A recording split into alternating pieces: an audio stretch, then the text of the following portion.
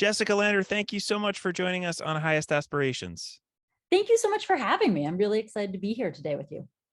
Yeah, I'm excited too. And you just mentioned before we were talking about flexibility and how it's an art form in teaching, and it's an art form for this podcast as well, because we've been trying to do this for a while, and we actually connected. When was that? When we first connected a couple of years ago, when you were first embarking on this journey. Indeed, it was back in 2019, right when I was setting out to write this book. And I think I reached out to you and said, hey, I'm a teacher. I'm starting this book on immigrant education. Would you be willing to talk to me? And you were so generous in hopping on the phone and chatting with me just as I was beginning to figure out what this book was going to look like. So thank you again for taking that time 3 years ago. Oh, thank you. I was really flattered by that invitation to talk about whatever I knew, and hopefully it was helpful in some way. And I'm hoping that this will be even more helpful in getting the word out, because I have read the book and I really liked it, and I'm excited to talk about it, and not only the book, but some of the themes that go along with it. So let's start with a little bit of background. You've been a teacher for over 10 years. You've always worked with newcomers. That is more than a full-time job, especially now, and especially over the last 3 years or so. So what in the world led you on this journey to set out and write a book on the topic? Well, so many things. So yes, I've been a teacher for the last 10 years, and since 2015, I've had the honor of working at Lowell High School in Lowell, Massachusetts, being a civics and history teacher for all recent immigrant and refugee students from about 30 different countries. And they are absolutely amazing young people. And it's really them that has inspired this book, and the work we did together for years, even before the idea of the book blossomed out of the work we did together. So I'll just share a few things from my classroom and ways that my students inspire me. We've just wrapped up our unit on immigration. I'm still teaching in the classroom. I'm speaking to you literally having just driven home from teaching. And so we've just wrapped up our unit on immigration, and we're studying the history of immigrants who came here more than 100 years ago. But of course, to fully understand and study the history of immigration in this country, we also have to study my own students' history, because they're, of course, experts. And so we conclude this unit by including a study of their history, their stories, their traditions. And we do that through writing a cookbook. And so my students set out to choose a favorite family recipe. They called up moms and dads. They FaceTimed grandfathers in Brazil and texted aunts in Cambodia. And we got these recipes, we translated them into English and also into language that others can understand. So like cook until done, what does that mean? And then they set about writing stories of their food, their tradition, their memories, and their migrations here so that we can learn from them. They'll then next week, at the end of next week, they are going to cook their foods and bring them in so we can all try them together. And then we're going to publish a cookbook so that our community can learn from them. We do this, we're going to write op-eds in a few weeks where my students are going to tackle issues they care about. And then we're going to publish some of those in the local newspaper. We're going to tackle a community civics project in the spring, and I can talk more about that later, where my whole class is going to come together to work together on an issue they care about. All this is to say that the things my students do in our classroom are amazing, and the ways they're impacting their community are incredible and so deeply powerful.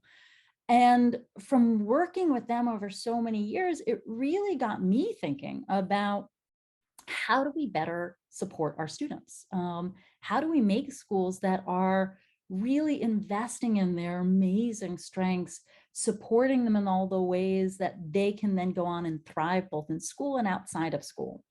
And that was really the impetus for me to set out to write this book. And I was able to get a fellowship from the Emerson Collective, who were incredibly generous, to take a 1-year leave from teaching and travel across the country to visit schools, to talk to people at the heart of historical cases, and to sit down with my own students, to think about how together we reimagine immigrant education. But the whole idea for it comes from just my remarkable students who I am working with every single day, who inspire me and make me want to do my part in creating schools that better support them and help them thrive? I'm really glad we started with that question and that introduction. That was great. I mean, it gives us so much context. And if I may, I'm going to take two things out of there. There were a lot of things that you just said that are really, really important. But one thing immediately came out to me, and that was you said the work that we do together, our students and I. I think that's so powerful. And that is the shift that we're, I think, seeing more of, and that we need to make sure that we're always thinking about it, because we are working together with our students and leveraging their assets. And we talk about taking an asset-based approach all the time.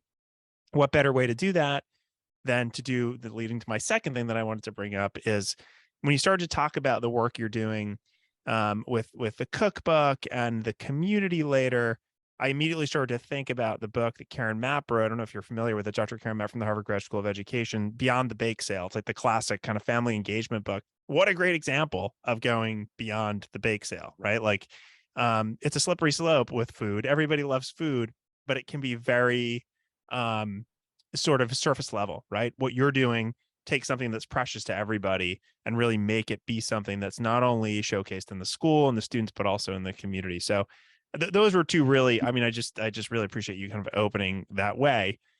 And we're going to kind of stay on that kind of food topic, because my next question for you is, you open the book with this really and by the way, I'm familiar with Lowell High School. I don't know if I told you this, but I taught at Lynn. I started my career at Lynn, at classical high school. Similar demographic, very similar kind of history in terms of those cities. And I, grew up in Massachusetts, so I'm well aware. Um, and you open your book with this wonderful anecdote about the lunches that you shared at Lowell High School in Massachusetts with students from around the world. What's really struck me about that is that probably most teachers, even those who work in highly diverse schools like the one that you work at, don't really get that opportunity, and myself included. I mean, there were occasions when I had that opportunity and it always seemed like so great. But what did it teach you? And I guess how can we like scale that kind of experience? That's wonderful that you have so many connections to the area too, with Lynn, and so Lowell well. And I think so that the book opens right with my student Wilson, who is new to the school and new to the state and doesn't feel like he belongs and doesn't have friends. And so he like sheepishly comes into my class and says, "Can I eat lunch with you?" And that starts a daily routine of us eating lunch together. And he is so deeply curious. And we start because I have lunch and I'm using chopsticks every day. He asks about chopsticks, and that leads into a discussion of how much he loves all things Japanese. And he's teaching himself katakana and hiragana. And then slowly other students start to come too. And it's because of Wilson. I credit Wilson for this. And I'll get back to that in a second. And as I write about in the intro, and you just talked about, the classroom slowly fills with students from all over the world. And we're sharing lunch together. It's not class time, it's in between space, and kids are eating and talking and asking questions about history and doing homework. And it was such a magical, is such a magical time, but that year particularly was so beautiful for so many reasons. And I think for me, what it comes down to is it was a community that was co-created. And that comes back to what you said before of the work we're doing together, that this was a community that was created together with Wilson and me and Poe and all of his classmates. And it was the trust that was built together that made the space a place where students felt comfortable, they felt safe, they felt a sense of belonging, and that this is where they wanted to come. And that is something I credit to my students, that they were co-creating that space with me. Mm-hmm. And it's a really important and powerful thing for me as a teacher to see and watch them create that together. And also a reminder to me of how do we create spaces like that in all areas of our school. Right. And so for me, what does it teach me? It teaches me about the power of what happens when those spaces are created, from the small things of watching young people try each other's foods for the first time, and that curiosity and that excitement. So when Poe brings in tiny spicy fishes, everyone's sort of excited and a little scared to try them, but they're trying them. And then one of my students from Lebanon brings in baklava, and Nia is bringing in soups from Vietnam. And that curiosity and that excitement and that power of learning from just all of the amazing cultures and histories and traditions in that classroom, what can happen when you create those spaces and when students create that spaces. And then to the friendships that develop out of that, watching those friendships that traverse countries, that traverse around the globe just in one classroom, and then how students are learning and how that builds into the classwork we do as students take on things like the cookbook together or action civics projects where they're collaborating together. But it starts with trust, and it starts with friendships that are formed, and how do we build those friendships? And so I think the things that I learned from that was, one, that it's co-created, that it is something that my students helped make that space where they felt comfortable, they felt welcome, and it felt welcoming for each other. And then from that has so many possibilities for friendships, for deepening understandings of so many histories and traditions and ways of thinking that are important for all of our students. And then from that too, how does that spill over into the academic work we do and the work we do outside? And so how do we scale that is, how do we make sure that our students feel that sense of security, that sense of welcome, that sense that their identities are celebrated in our classrooms and our communities, so that they are eager to share and want to learn from each other. And I think a lot of the rest will then follow, because they will be then co-creating those spaces with us. And I think, just as a plug, since you mentioned her before, Karen Mapp is just amazing. So I'm so glad you just highlighted her work in her book. I mean, she's such a leader in family engagement, and had the honor of actually co-authoring a book with her and veteran teacher Eileen Carver, building on her work, Powerful Partnerships. And this book we just wrote, Powerful Partnerships, back in a couple of years ago now, looking at family engagement. And family engagement is a big part of this as well, of how to honor and respect and collaborate with families to create these spaces. Because that's a huge part too of making sure that our kids feel a sense of belonging in our classrooms and our schools. Right. Yeah, that's, I mean, so much there to dissect. And I think it'll go right into kind of the next thing I wanted to talk about, which is kind of the structure of the book. And we're noticing a theme here, which is this theme of belonging and co-creation and safe spaces, which are all either, specific elements or parts of the elements of the book. So what I liked a lot of things about the book, but one thing that I really liked is the structure of it. You structured around what you call 8 essential elements for success. I'm going to list them because I want people to know what they are.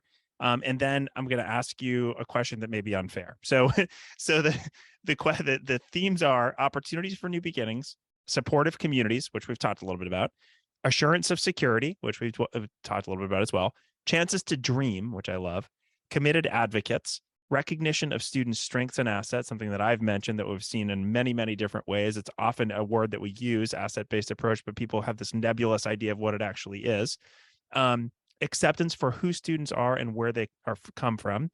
I think we saw that a little bit in what you talked about, this community that you're creating in your classroom. The students are certainly recognizing that in each other. And finally, opportunities for students to develop their voice and valuing those voices. So here's my unfair question. We don't have time to talk about all of them. I'm going to list them on the blog post that we put so people can see. There'll obviously be a link to the book. I hope everybody reads it. Given our audience is mostly educators and multilingual learners, I'm going to ask you to choose 1 or 2 of those and talk about how they relate to the important work they're doing. And the more that you can kind of contextualize it and structure it to whatever's relevant and on your mind right now, that would be great. Excellent. No, not too scary a question at all. So setting out to organize this book and organize these stories, how did I choose these topics? So to back up for a second, and then I'll dive into one or two of these. Hmm. I have to read the book to learn the rest of them. Um, there are three types of stories in the book. And those stories are stories of the past, they're stories of the present, and they're stories of the personal. Um, and I thought, setting out from the beginning, that you needed these three types of stories to reimagine immigrant education. You needed to learn from past historical landmark Supreme Court cases and federal laws and movements that have transformed our schools and made them what they are today. You had to learn from, or I had to learn when I was setting out to write this book, I had to learn from amazing present day experiments across the country working with immigrant students today. And what were they doing? And then you also, or I also needed to listen to and learn from the personal, from my students, to understand their experience of coming to this country and their experience of our schools. And so the book is organized in stories of the past, the present, and the personal. And as I was learning these stories and traveling across the country and talking to people, I realized that all of the things I was learning really boiled down to, as you were mentioning, the importance of the idea of belonging and the necessity of schools nurturing a strong sense of belonging. And so then it, to me, came out of that was, well, so what does that mean? How do we understand belonging? What are the elements of belonging? And so that's how I got those 8 essential elements, from what I learned from people who were at the heart of these landmark cases and laws, who are in the classroom today, who invited me into their classrooms across the country to learn from them, and from my own students. And those 8 essential elements are drawn from what I learned from my many teachers across the country. Great Oh, combination of resources, by the way, that you had access to. oh, it was a really, I mean, such a privilege to be able to learn from just such a powerful breadth of people, Hmm. and really, really amazing individuals, many of whom courageously have done powerful work in the field and generously shared their stories in the book. So I'll dive into just a few very briefly. You asked for one or two. You specifically talked about student strengths and the recognitions of student strengths and assets, and how that connects to the work that educators are doing, and educators who listen who will be listening to our conversation. So I think for our multilingual learners, for my immigrant origin students, and I hear this from them, that too often people equate immigrant students' English levels and English fluency with their intelligence. Hmm. And this can, whether this done consciously or unconsciously, this can lead school systems to lower their expectations for immigrant students. And often our students pick up on this. And I know this because this is what my students tell me. So of course, that's it's false. Our students bring tremendous strengths. Even if they can't express those ideas in English yet, they have so many strengths. I mean, just to name a few, in journeying to this country, they've often become masters at negotiation, problem solving, and teamwork.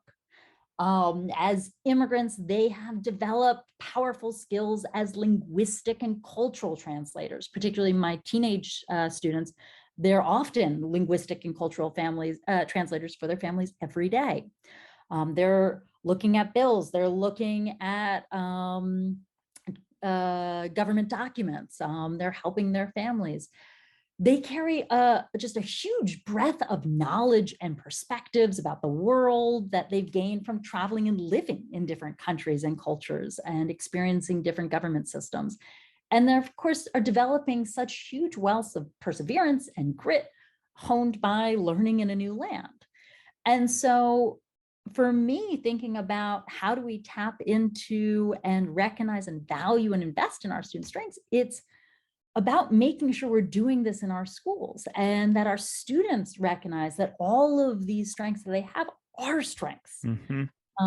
I think about one of my students who, her first year, she described, when I was talking to her for the book, how she felt that she was working less hard than her American-born peers who are monolingual. And yet this was a young woman who had mastered 2 languages, was mastering a third, was navigating a new country and culture and school, was learning a language while also learning academic content. And yet she somehow, the school system had made her believe that she was working less hard.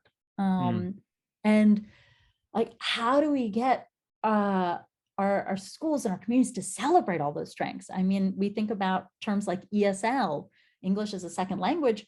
For one of the students I profile in the book, Robert, it would be ETL. It's English as a 10th language for yeah, him. yeah, And so that's just one example of how do we think about strengths in schools? How do we celebrate these strengths? How do we identify them in our schools for our communities and for our students so that they recognize those strengths? Because there are many of the strengths we need out in the world outside of school. And so yep. we want to be investing in them and we want students to be developing them.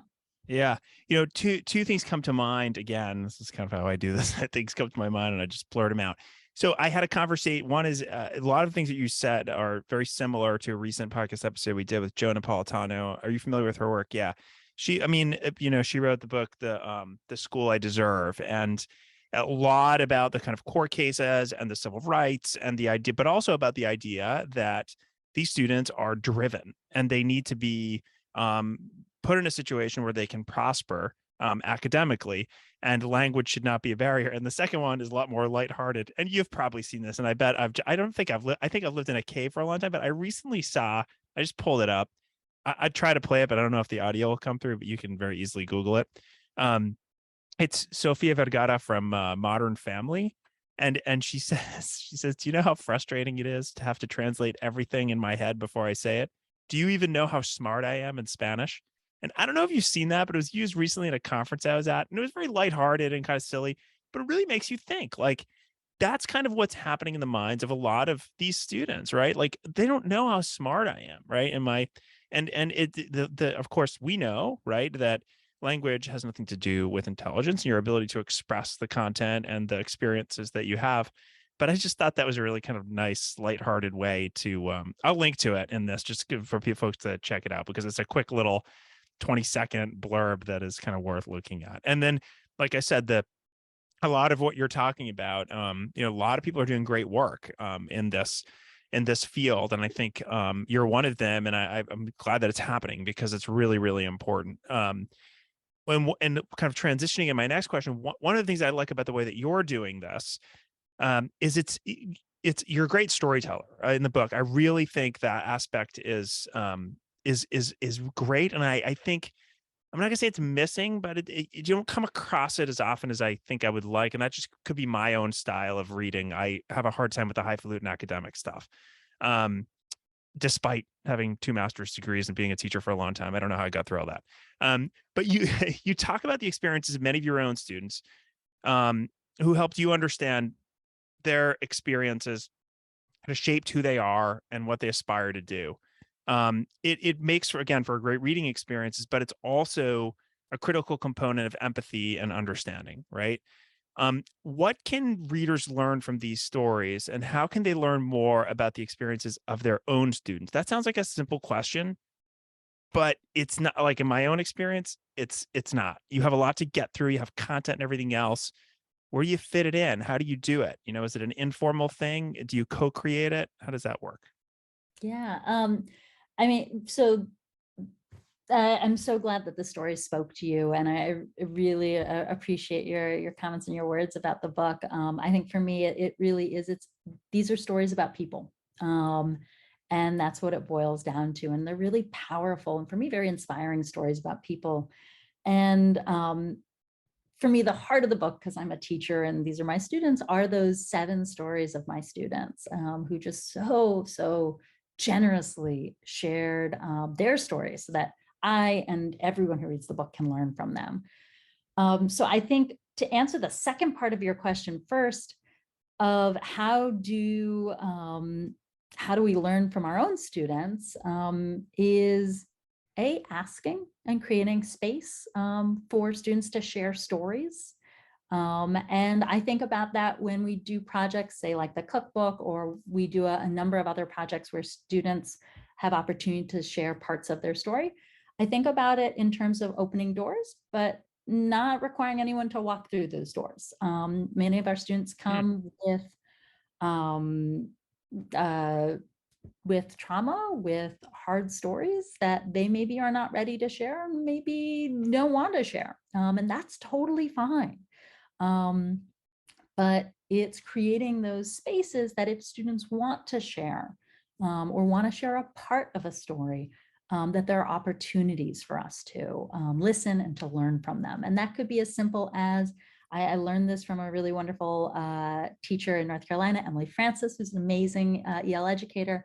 Friend of ours as well. She's been on the podcast and she's going to come chat with us at our Impact conference. She's great. She's amazing. Oh, fantastic. She's fantastic. I so respect and just love her work and have learned so much from her. So from her, getting the idea of asking students about names. Tell me a story about your name.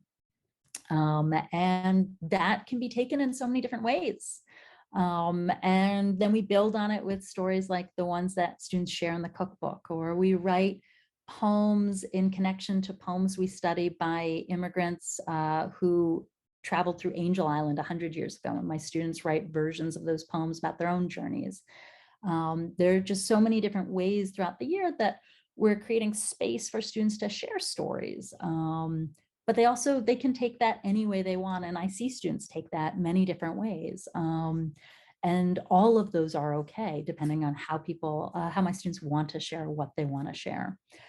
So I think for others, it's creating those spaces to learn from our students. And then a lot of that's too is shared in those in-between spaces of school. And I think all teachers know this, particularly EL teachers, of the before school and after school and lunchtime, where those quiet conversations happen, where we really get to know students. Mm-hmm. You asked too about a few of my students and the stories that they can learn. So I'll just briefly tell you a few of my remarkable student stories, just snippets of them.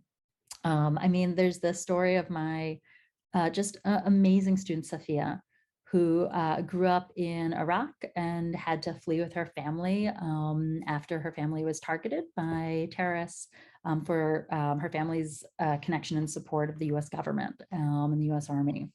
And so her family fled to Turkey and spent a number of years in Turkey. And then part of her family was able to be resettled in the US as refugees. Part of her family is still spread across the globe.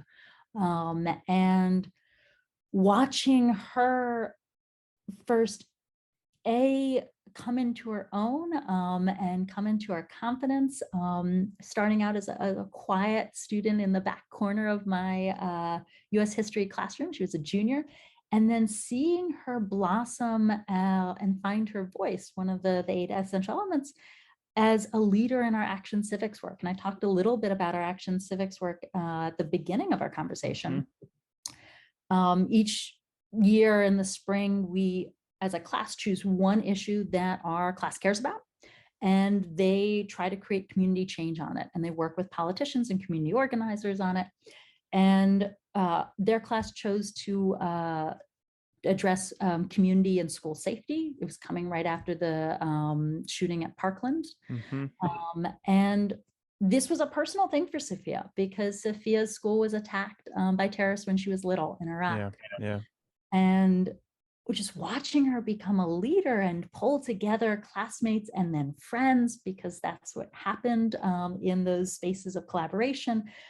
From Japan and Spain and the Dominican Republic and the Democratic Republic of the Congo and Zambia, and all of them working together to write letters to legislators and to meet with representatives and to draft memos, and seeing her just quietly become this leader, this sort of gravitational force that circled around her, that pulled everyone together, and seeing how much she cared about and was invested in creating positive change for her community. Right.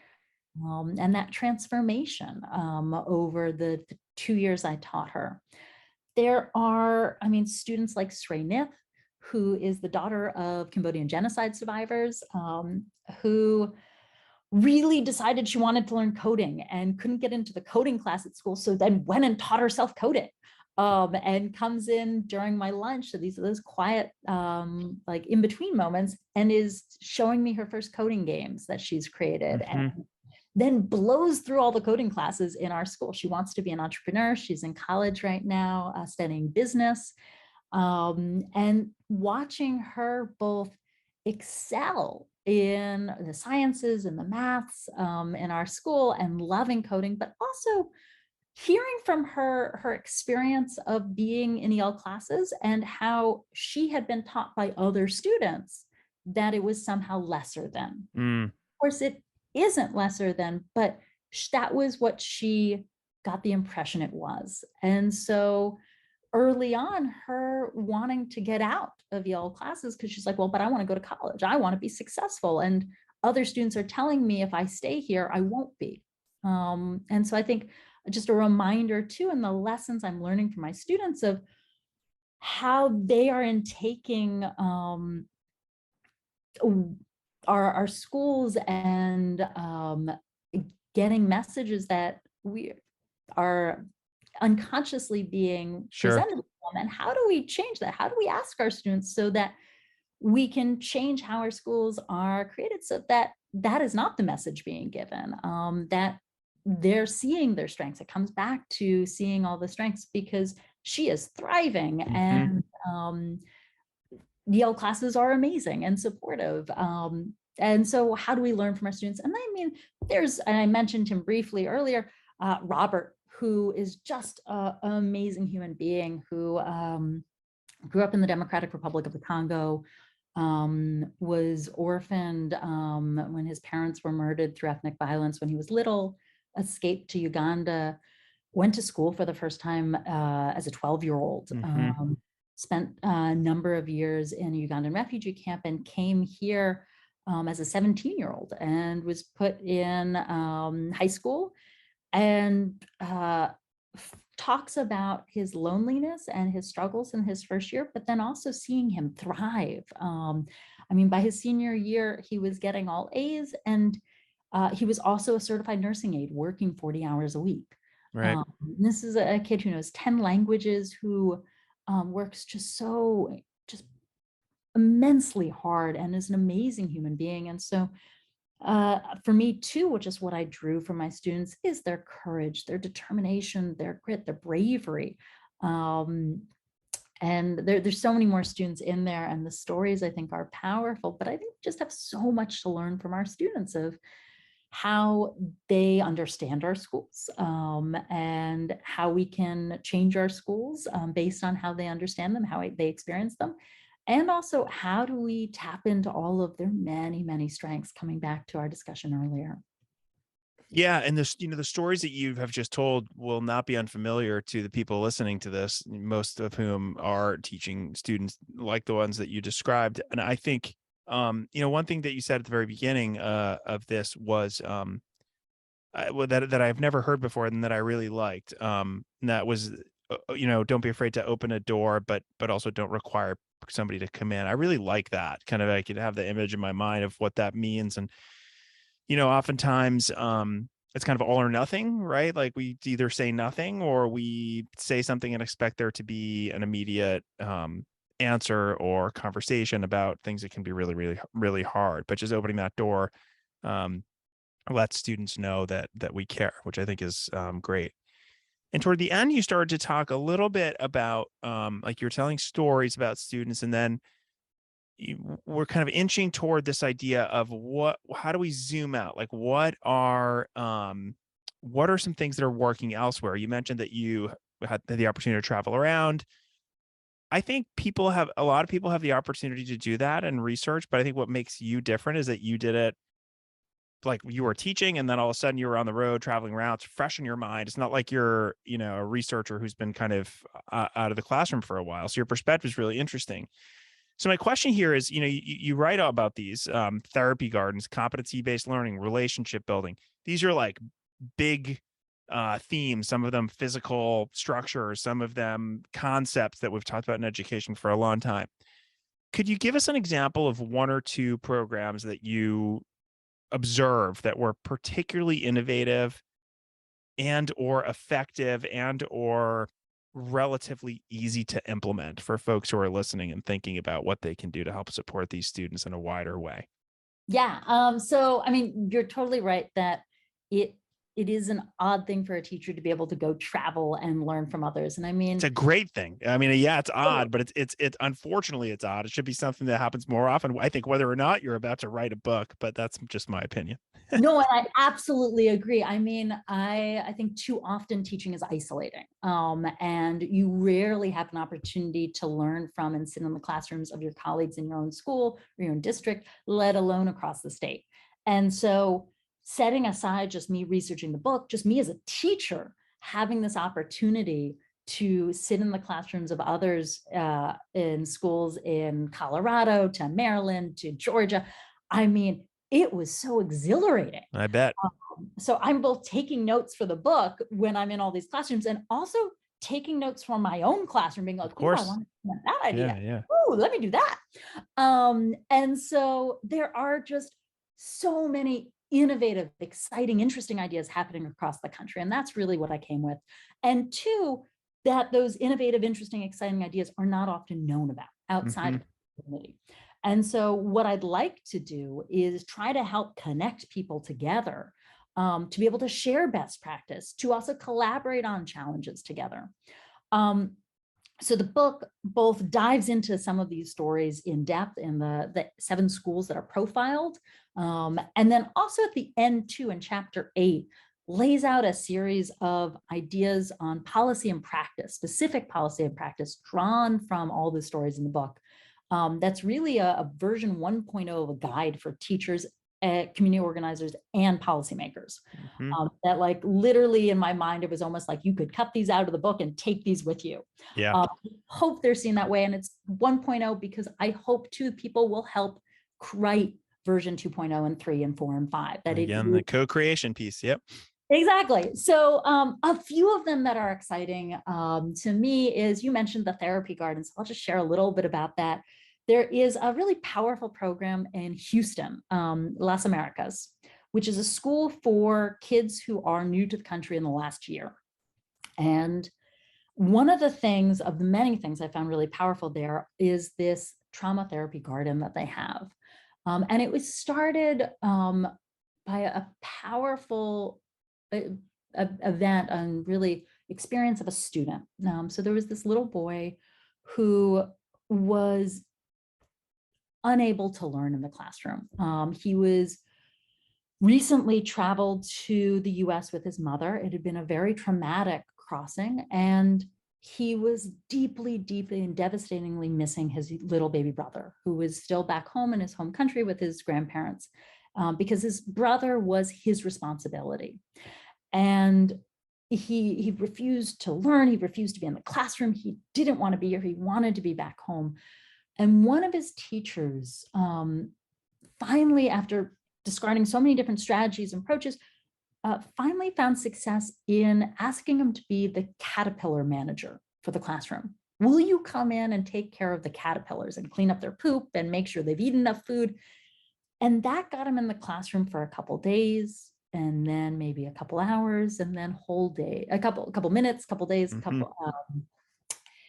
and from that idea of this little boy who became the classroom caterpillar manager, the idea of the garden was born. And it's this garden that's outside. I mean, it's Houston, it's not up in Boston where things freeze. Um, Sure. it's this garden that has plants, a lot of sensory plants, so plants with a lot of smells from all over the world that our students will recognize. And that is a space where teachers or social worker can bring students if they're having a hard day, or if they're feeling sad or upset or missing someone back home. And maybe they're just going to garden. Again, there is this element of doors here. This could just be a space to garden and to recenter. There's Hmm. deeply social emotional learning here, but it could also be a space that allows for conversation, so that when you're transplanting that bougainvillea plant, maybe you start talking about how it's really hard to transplant this plant, and it maybe needs some extra water and some extra love and care as it moves to its new home. And that gets to discussions about migration. Maybe you talk about harvesting tomatoes as you're picking these tomatoes, and grandma picked these back home, and we talk about grandma who we're missing. Right. So it opens doors for conversations. And I thought this was such a powerful, beautiful way of helping to support students who have trauma, either from experiences back home or experiences they've had in their migrations here. I mean, from that, I was talking about how I take notes for the book and notes for my classroom. I now have a small garden in my classroom that's filled with herbs, and it's in the corner. We call it the calm corner. And it's a space for similarly students to go and sit and smell plants that they might recognize and just be in a calmer space if they need it. And kids can self-advocate and go there. And those are ideas I pulled directly from Las Americas. At a larger scale, I was really inspired too by what's happening in Guilford, North Carolina, where this is a district of 126 schools. Some schools are all newcomers. Some schools have 5 students who are ELs. And the district was doing okay by its Ls, but its EL district leader, Myra Hayes, was not satisfied. And she was at a conference. So again, this opportunity to learn from others, and heard about this idea to really tackle complex language. And for so long, the district's approach had been really more around simplified language. Mm-hmm. First, let's get simplified language, then they'll build up. But here was a way of having students, even students who were in the country for a couple months, work on really complex language. And how do you dissect that complex language and move it around in these juicy sentences? And she took that idea back to the district and then set about implementing that across the district, across 126 schools. And that meant holding professional development as groups. That meant going one-on-one to schools with her team and co-teaching or leading a lesson so that that teacher could watch. If you needed resources, her team was going to help you find resources. Mm-hmm. The team was traveling around the schools, taking pictures of what success looked like and sharing it to everyone else. And what was really exciting was both how they were re-envisioning instruction, to think about really complex, interesting language that students could tackle really complex, interesting, hard language with supports. And so setting expectations really high. And then also, how do you do that at scale with support? That what are the ways which leadership in a district and in a community can support teachers and just be there in the big moments and the small moments to make it happen. And then they've seen dramatic results. Their test scores have shot up in reading and writing and science and math. And it's so, so powerful, but it would not happen without that entire team Right. working together. Right. Yeah. Working together. I mean, in both situations, the physical kind of garden situation, people learning from one another and kind of figuring out what the student needs and taking a shot at something, and then others learning and scaling it. And then with the other piece, that team approach, I think is crucially important. And that kind of like, so when we think about, there's a lot of talk, right? There always has been a lot of talk, but more so now, about reimagining education, right? Like this whole idea that the pandemic, was really terrible, obviously, in a lot of ways, and caused a lot of disruption, but disruption often leads to change. And so there is still, I hope, an appetite to do some good things and learn from it.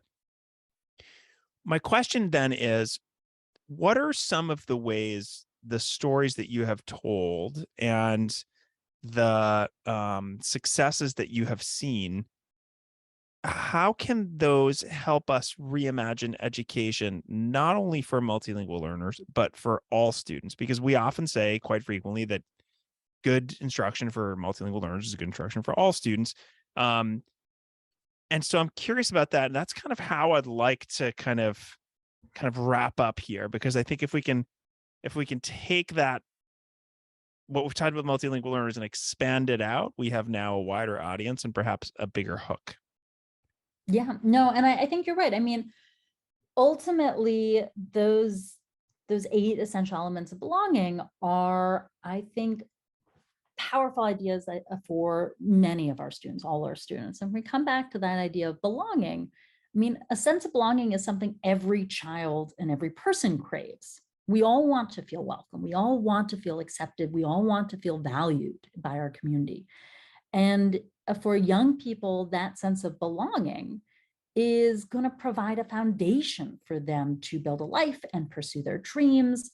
And if you have that sense of belonging, then you're invested to bring your talents and your energy and your heart into your community, into strengthening your community. And that's true for my immigrant students, and that's true for our students who've been here for generations.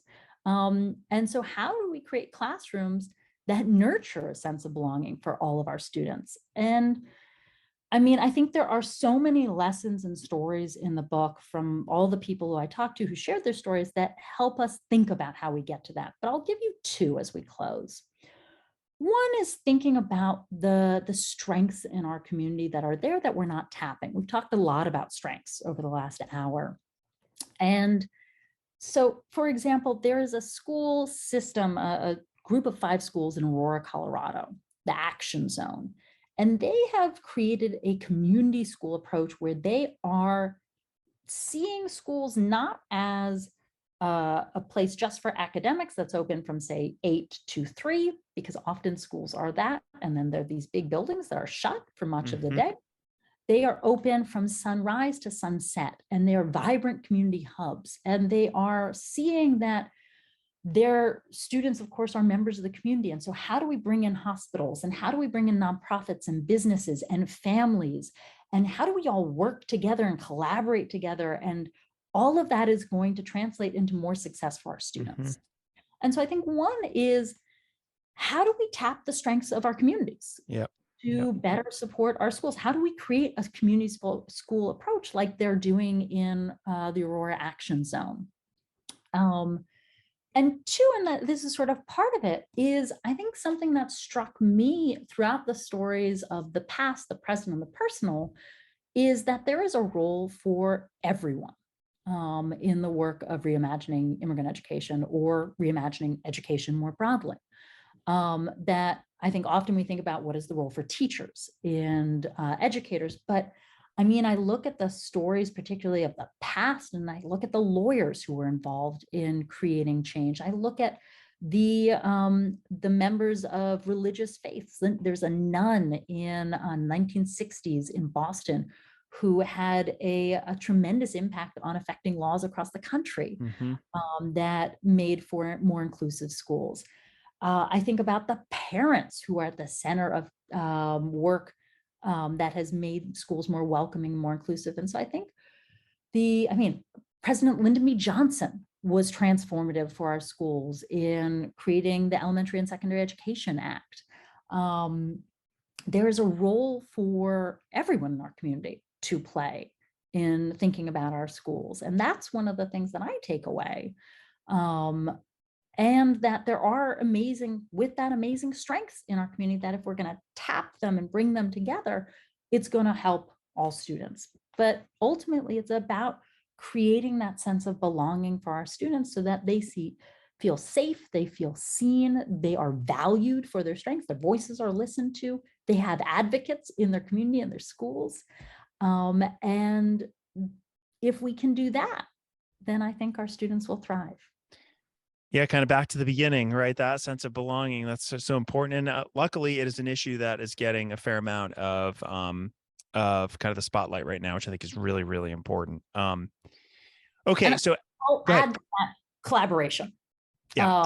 Is, can we get more people collaborating together, more educators collaborating, researchers, policymakers, community organizers, learning from each other. We need a lot more of that. We need people coming together, sharing best practices, collaborating on challenges. And so I'm excited about doing that. If anyone listening wants to collaborate, let me know, because we need more people sharing ideas together. Yeah, I agree with that 100%. That's one of the main reasons why we do this. And so as we wrap up, Jessica, I want to ask you 2 more questions, and they're questions I ask everyone. The first one is, we've talked about your book. I highly recommend it. Making Americans: Stories of Historic Struggles, New Ideas, and Inspiration in Immigrant Education. We'll link to it so folks can get it if they want it. And so you spent a lot of time on that book, so it's hard for me to ask you this question, but is there another book out there that's kind of had really influenced you either personally or professionally that you'd like to share with the audience? So many powerful books that I have read, that I read for this project. I think also of resources too, in addition to books. And so it's Sure. not necessarily a book, but I'll give you two resources that I really, really love and have been tremendously impactful for me. One is the organization Facing History and Ourselves. Yep, I know it. I mean, I, as a seventh grader, studied Facing History's curriculum for a year. And they have a really powerful series of lessons and curriculums around facing a hard history. I use those in my classroom, and that thinking, I think, has really influenced how I approached writing this book. Right. The other organization, I would say, and actually I just heard last night that they're writing a book, which I'm really excited about, is Reimagining Migration, Yep. which is just another amazing nonprofit that is doing work to center the study of migration in our schools, to provide lesson plans that look at our history and our present day for students, to provide really rich professional development, and also to conduct studies with universities to think about how we better support our immigrant origin students, how do we transform our schools, and I think both are just doing very, very important, powerful work. So if you don't know about those, I would check both of them out. They have been both really powerful for me as a teacher, as a thinker, as a learner, and as I set out to write this book. Totally agree. And the interesting thing is that to my recollection, and we've done over 200 of these, so I could be misremembering, but I don't think anybody's mentioned those, including me, those two organizations, and they are both phenomenal. So I'm glad that you mentioned both of them. And there's no rule that you have to mention a book. And we have already talked a lot about a book, so I think that's fairly appropriate. But All I'll right. call it Emily Francis's book. I know you're having her on soon, and Yeah. it came out just this fall, and it's about her own powerful journey and also just the lessons she's sharing with her students. And that was such a joy and powerful read. So if you haven't read her new book, please go read it. It was wonderful. And Yep. really, And we'll be talking more about that with her in another episode. So stay tuned for that. But I'm glad you mentioned that book because that's also phenomenal. All right. So last question, Jessica, how can people learn more about the work that you're doing? So one, you'll learn a lot through the book. I hope you'll get a copy. So a lot of what I do in my classroom with my students is shared there.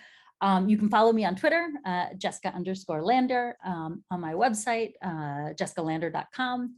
And then on that website, you can also sign up for a newsletter. I'm sharing stories from my classroom this year. And those are different ways to connect with me. And as I said a little bit earlier, I'm just really excited to be collaborating with educators, thinkers, researchers, policymakers about reimagining immigrant education. And so if you're interested in doing this work and want to reach out, I would love to hear from you, to think about ways that we can collaborate together and connect just the so many people in this country who are doing powerful, important work.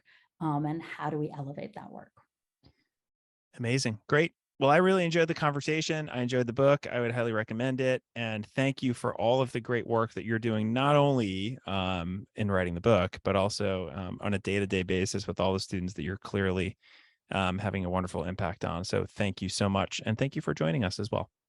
I just really appreciate the conversation. Thank you for having me on. I'm so glad you enjoyed the book, and just excited to have talked to you this hour.